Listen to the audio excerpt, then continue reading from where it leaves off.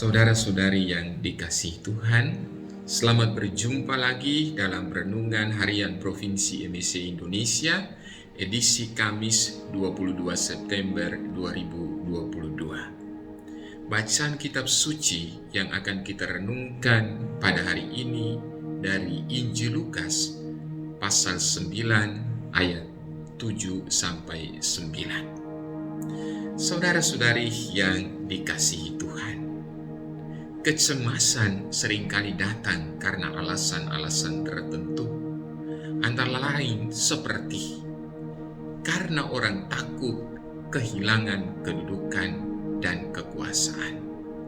Dan kedua, karena orang telah melakukan kesalahan tertentu. Dalam bacaan Injil yang kita dengarkan hari ini, Herodes mendengar cerita tentang Yesus. Cerita ini membuat Herodes cemas. Ada dua hal yang menyebabkan Herodes cemas.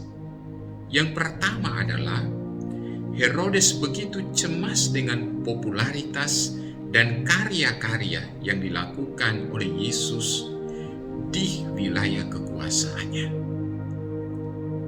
Beredar cerita di sekitar Herodes bahwa Yesus adalah seorang yang diutus oleh Allah karena dia telah melakukan keajaiban yang membuat orang tercengang pada perbuatannya. Ini bukanlah hal yang lazim atau sering terjadi dalam kehidupan sehari-hari.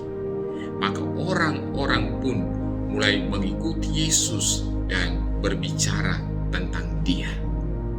Hal inilah yang menyebabkan ada rasa penasaran di dalam diri Herodes untuk mengenal, untuk melihat apa yang diperbuat oleh Yesus.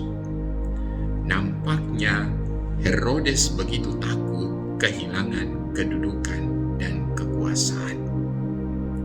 Dan hal kedua adalah cerita tentang kehebatan Yesus membuat Herodes cemas karena ada yang berkata, seperti kita dengarkan dalam Injil, bahwa ia adalah Yohanes Pembaptis yang sudah bangkit kembali dari mati.